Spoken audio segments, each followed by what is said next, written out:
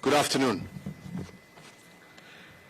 Fellow Kenyans, 30 days ago, actually on July 27th, 2020, I did promise once again to appraise and, where necessary, to escalate or to de-escalate the steps taken so far to contain this COVID-19 pandemic. I promised to do so because most of the steps that we took were conditional. Whether they worked or not depended on how we responded to them individually and collectively as a nation and as a people. Well, today I'm happy to note that the majority of Kenyans have exercised a reasonable level of pandemic and civic responsibility in observing the COVID-19 protocols. They have embraced the fact that it is not enough for government to upscale its efforts if citizens also do not upscale their engagement as well. They understood that indeed a challenge like COVID-19 requires citizens to partner with their governments in finding solutions to contain such a challenge. And because of taking this challenge seriously, and more importantly partnering with government, infections have gotten to a manageable level. In fact, we are reporting more recoveries in some instances than infections. Hotspots like Mombasa and Nairobi have begun to stabilize. Our health experts have indicated that levels of the positivity rate countrywide have fallen from a high of 13% in June to 8% in August. This is very encouraging, and it means that if we keep our civic responsibilities high, we have a chance to reach the 5% positivity rate recommended by the World Health Organization for a total reopening of our economy and country. In that regard, as at this morning, the confirmed COVID-19 cases have risen by 213, bringing the aggregate total so far to 33,016. We mourn the 5 lives lost over the last 24 hours, as we indeed mourn the lives of all those who have passed on as a result of this pandemic. Amid this tragedy, we are also remarkably thankful to God that we have, over the same period of 24 hours, recorded 241 recoveries, bringing our total number of recoveries to 19,296. So, fellow Kenyans, while we note the good progress that we have made so far in fighting this enemy, we must also acknowledge that this positive news is not a license for us to drop guard and backslide from our path of responsibility. Indeed, as I have mentioned in the past, we are fighting a war against an invisible enemy, and as we enter the 6th month of this war, we are also entering into a phase that is now being commonly referred to as the fog of war. In this phase, the combat arena is foggy. And in this fog war, the first instinct is that of self-preservation. You fight to propagate yourself, your family, and the environment that nurtures you. And in this foggy state, you also become aware that the government cannot police the daily activity nor the morality of every single individual citizen. In fact, in the fog of war, citizens, while maintaining their liberties, scramble first for survival. In sum, what will save us all in the war is exercise of civic responsibility. And I must emphasize here again that there are no unbearable responsibilities. In the face of a crisis like COVID-19, there are no unbearable responsibilities. And fellow Kenyans, let me make it clear when I talk about responsibility. I do not mean by responsibility who carries the burden, because responsibility is not a burden. It is a civic duty. Instead of seeing it as something you carry, we must seek it as a task, and a joyous one at that. It is a happy debt you pay to your fellow citizens for being a member of their community. The price you pay to propagate yourselves, your family, and your country. Fellow Kenyans, although we have done well in our attempt to flatten the curve, there are still two major challenges that have continued to stifle our efforts. First, while our determination to manage the spread of this pandemic in cities like Nairobi and Mombasa have started to pay visible dividends, this crisis has, however, begun to percolate to the counties. The new frontier of this invisible enemy is increasingly shifting to the counties and to our rural areas. Whereas there is no doubt that notable expansion of the health sector architecture has taken place in the counties, and for this I want to thank you, Governor Oparanya, and your colleagues. More needs to be done, and the pace of this expansion should be increased in order to cope with the gradual shift of this pandemic to the counties. So therefore, dear friends, given this challenge, but also the need for us going forward to anchor universal health coverage in the expanding health architecture, I today direct as follows. And the first is that the Cabinet Secretary for Health, acting jointly with the Chairperson of the Council of Governors, shall constitute a national reference group on COVID-19 to review the efficacy of our response to this pandemic so far. The group should record lessons learned and feed them back into the sector nationally, but also in the counties.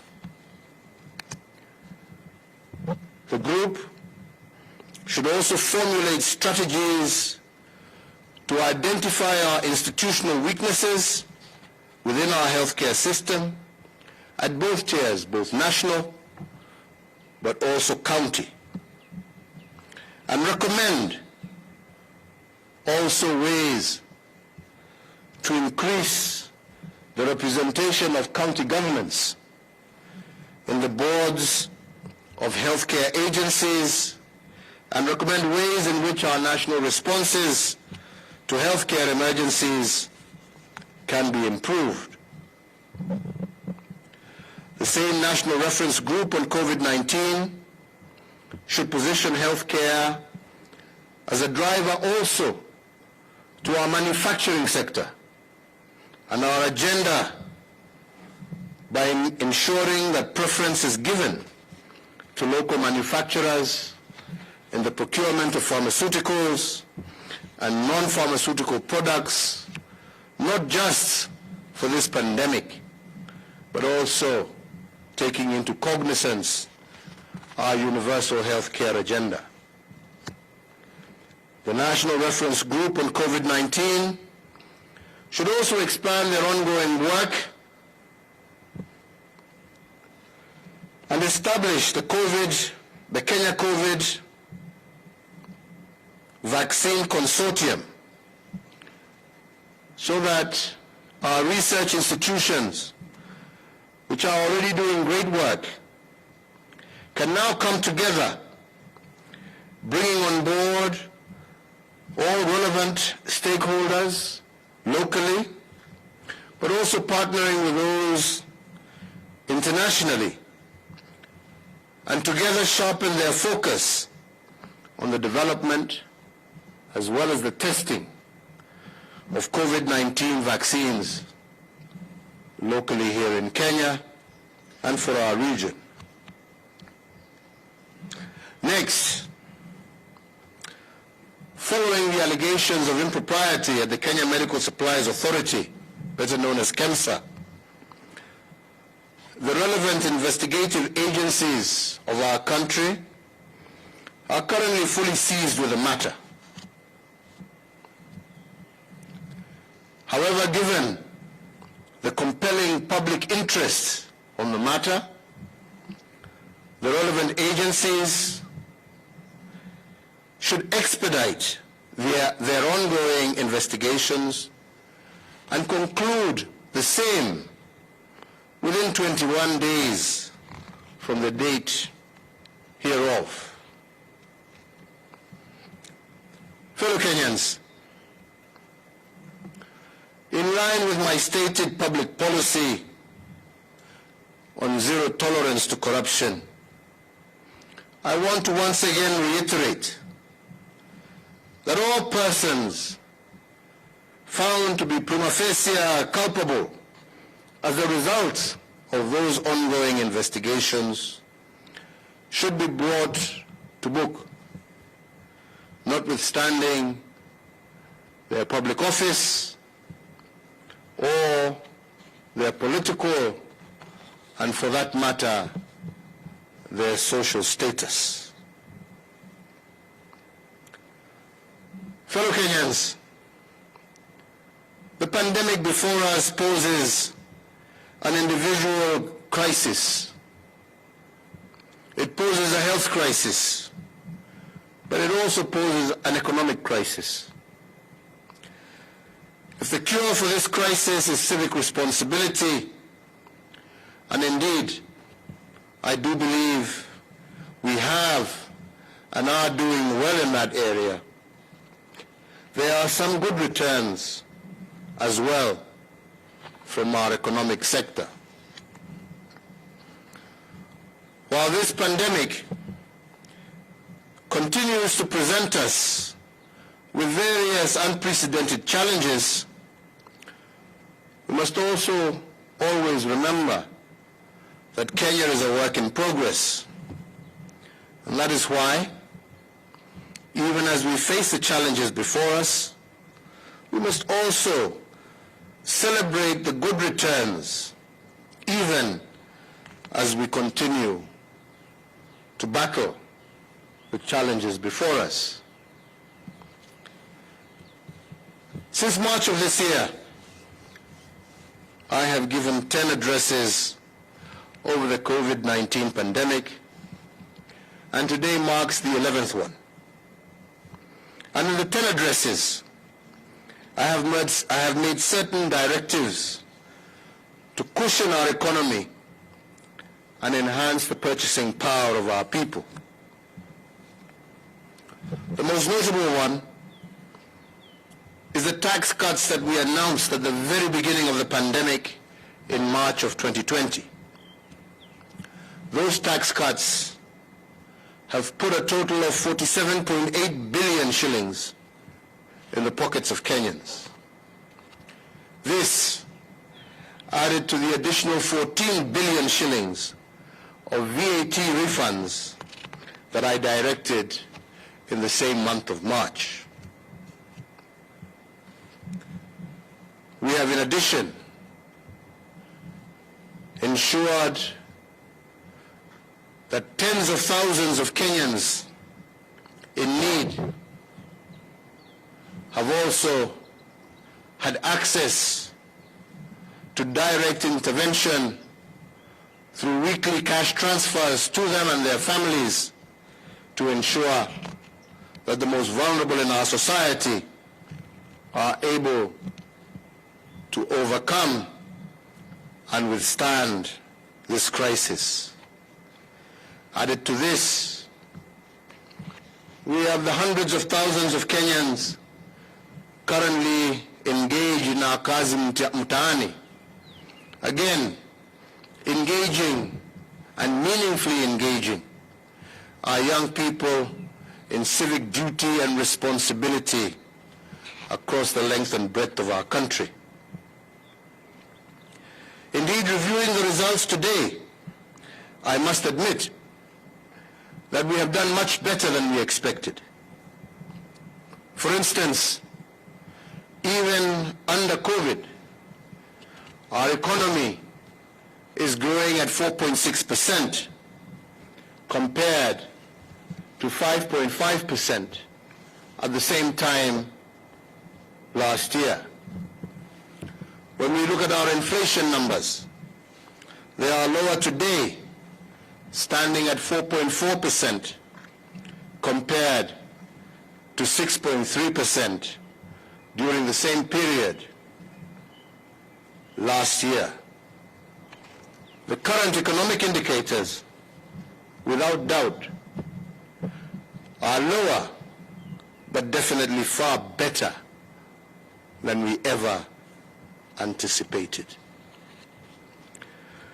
But the inspiring success amongst us, more than the numbers I'm quoting, have been those who have used the COVID crisis to reimagine their conditions. Our banking sector, for instance, has begun to retool and to humanize their model as a result of our meetings at the initial stages of this pandemic. And instead of focusing on profits alone, they are re-engineering their model to focus more on their customers. Government institutions, for example, the Kenya Revenue Authority, have also remodeled their approach. As an example also, instead of destroying 1.5 million liters of illicit ethanol that was in their custody, working together with other government agencies like Kenya Pipeline and many others, they converted that illicit ethanol into hand sanitizers that were distributed freely throughout the length and breadth of our country. But those aside, the most inspiring story of reimagining your circumstance during this COVID crisis is from a proprietor of one of the big private schools that unfortunately was forced to close. In order to meet his commitments and obligations to banks and suppliers, one Joseph Kumo turned his school temporarily into a farm, rearing chickens and producing food. Our exporters too are retooling and turning this unfortunate challenge into promise. For example, many expected that the thousands and thousands of Kenyans employed in our floriculture and horticulture industry would collapse.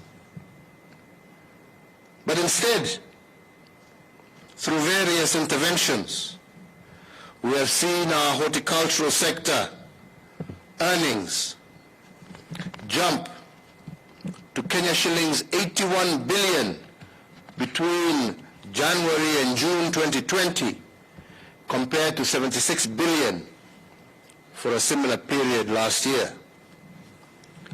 Earnings from Kenyan fruits alone nearly doubled from Kenya shillings 7 billion to 12 billion. What these examples of retooling businesses in times of crisis teaches us is that a crisis represents both a danger but also an opportunity. And those who horrify themselves with danger, unfortunately, will not survive. But those who choose to exploit the opportunities presented by the crisis become the new heroes of the moment. We have seen young men and women across the breadth of our country engineer making ventilators, making beds for our hospitals. These, without doubt, are the heroes of the moment. Fellow Kenyans, in order to secure the achievements that we have made so far and to build on them in the future, I now today, once again, further order and direct as follows. 1. The Cabinet Secretary for Interior Coordination of National Government, in conjunction with the Chairperson of the Council of Governors, shall in 3 weeks convene an inclusive national consultative conference to review our national and county COVID-19 response so far, and together with all stakeholders,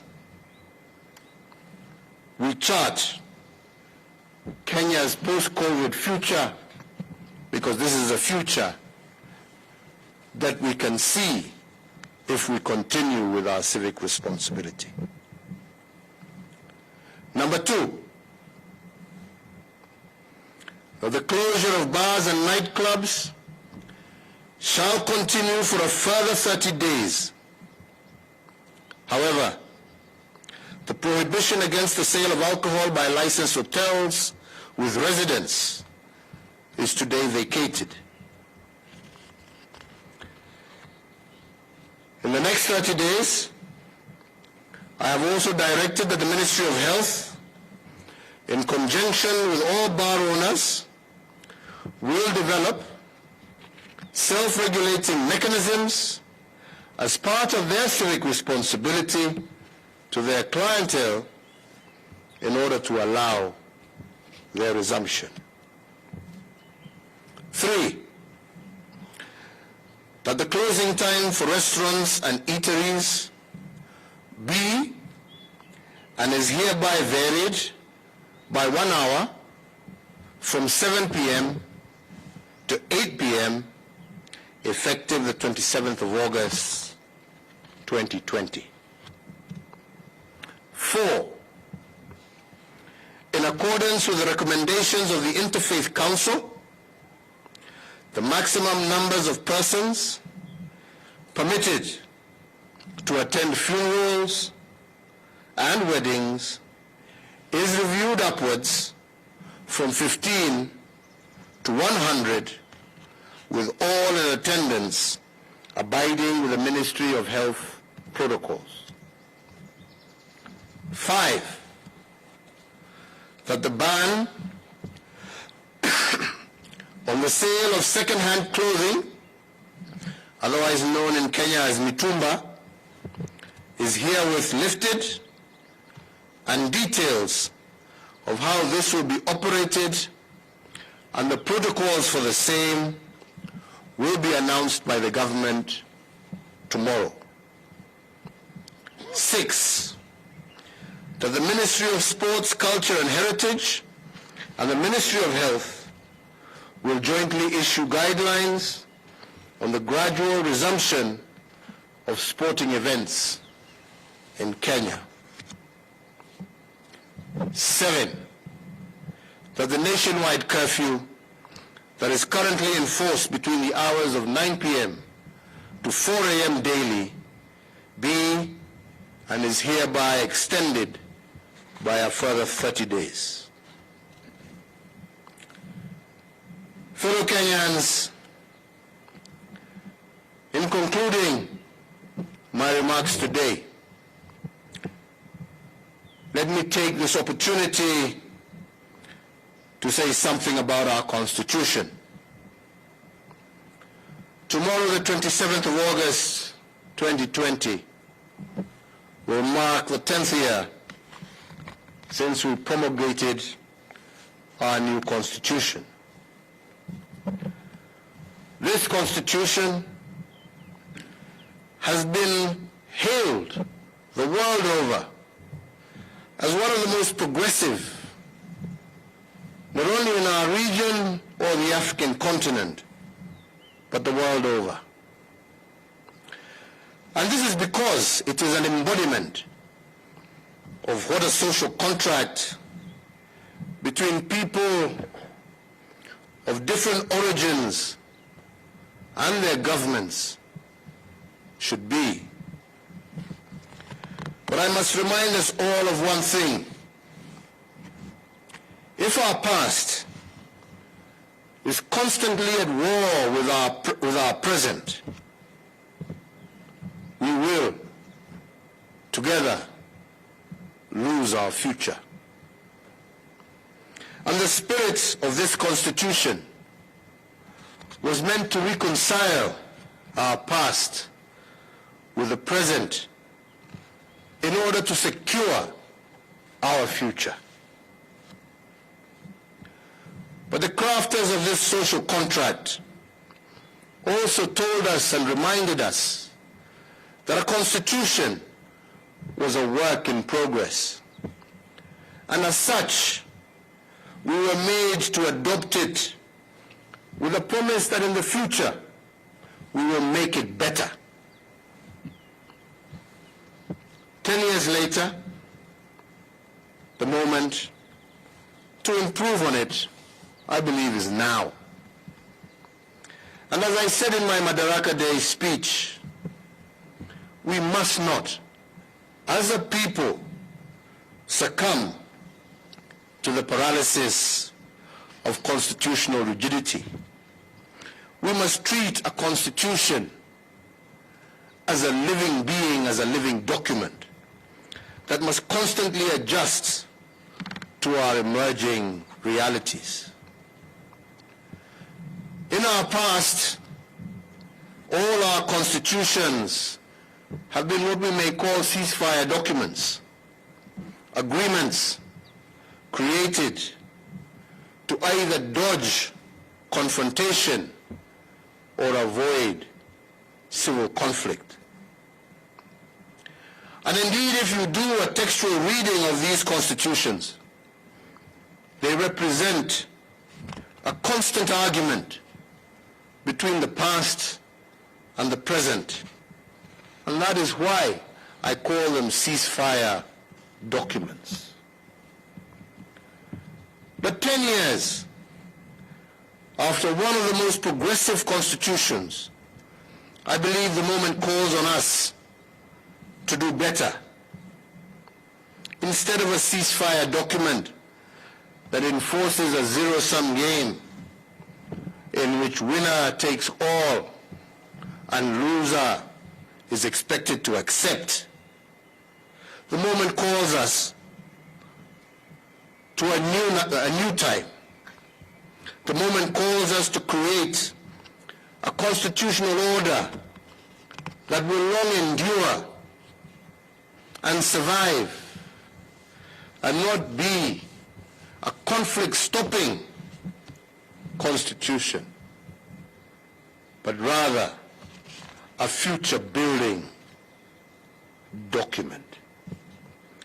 And on this, I want to emphasize to all of us that we must not go down a path of populism today, but let us choose a bold path, a path that will assure each and every Kenyan, regardless of where they come from, their social background, their ethnic background, their religious background, assure every Kenyan of sustained peace, security, and shared economic responsibility.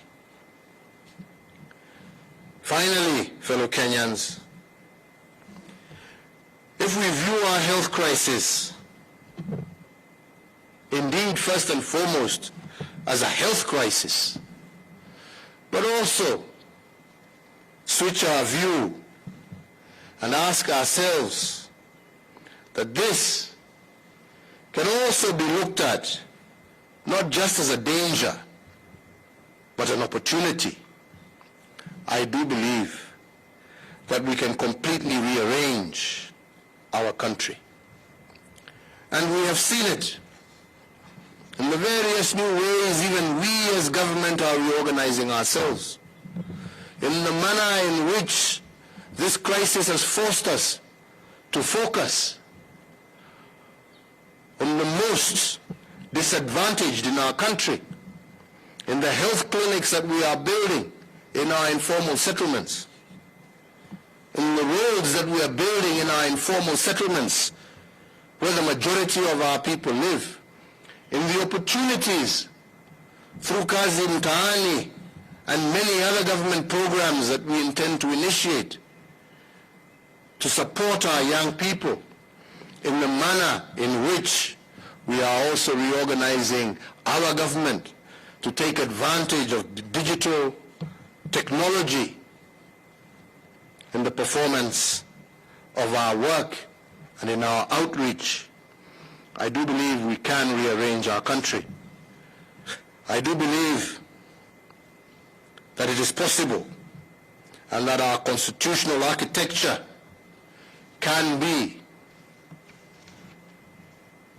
not a conflict resolution document, but a document that lays the architecture of our future heritage. And indeed, as Abraham Lincoln once said, the only way a people or a nation can predict the future is to invent it themselves. We can invent together that future, and we want to do so through our actions of civic responsibility today. May God bless you all. May God continue to bless this great Republic of Kenya. Asanteni sana, twashukuru. Wagona unataka kusema kitu? Your Grace, is there anything you may wish to add? Nyinyi nimesoma kwa niaba yenu. Yeah? So, asanteni sana, Mungu awabariki, tumeshukuru. Na nimesema baada ya wiki 3 tutakuwa na mkutano mkubwa ambao utahusisha wawekadau wote, county governments, serikali kuu, makanisa, mamisikiti na maimamu wetu, wafanyi biashara, civil society, na wale wote ambao wana nia njema kwa taifa lao la Kenya, kujadiliana yale ambaye tumeweza kutekeleza wakati huu mgumu wa COVID, na pamoja tupange yale ambayo tutatekeleza baada ya hii jangwa kutupita, na kujua ni kwa njia gani pamoja tutajiinua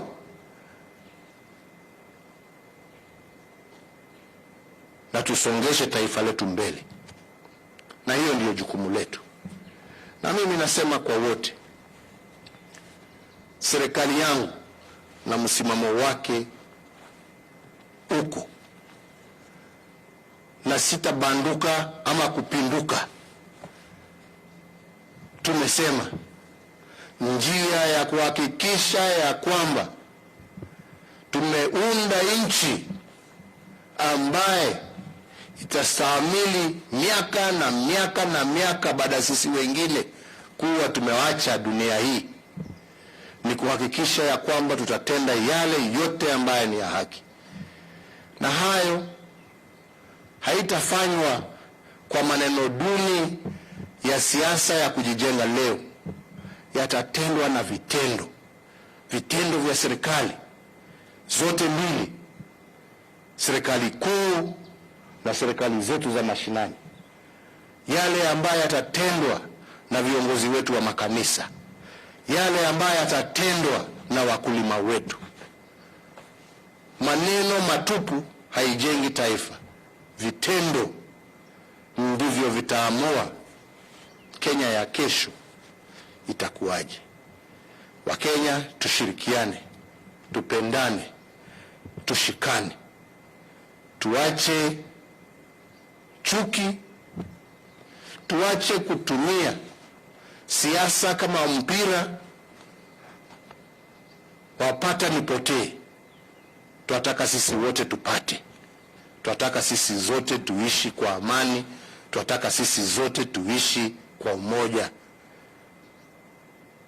Tukipigana na ufisadi, tupigane na ufisadi, na tupigane kwa njia haki. Na tukifanya hivyo, matokeo ya yale ambayo tutafanya kwa vitendo vyetu ndivyo vitahakikisha ya kwamba tuko na nchi ambayo sio sisi ambao tuko leo, lakini hata vizazi vijavyo vitasherehekea kusema ya kwamba tuliwaachia msingi wa taifa ya furaha na busara. Mungu awabariki na Mungu aendelee kuilinda taifa letu la Kenya. Asante sana.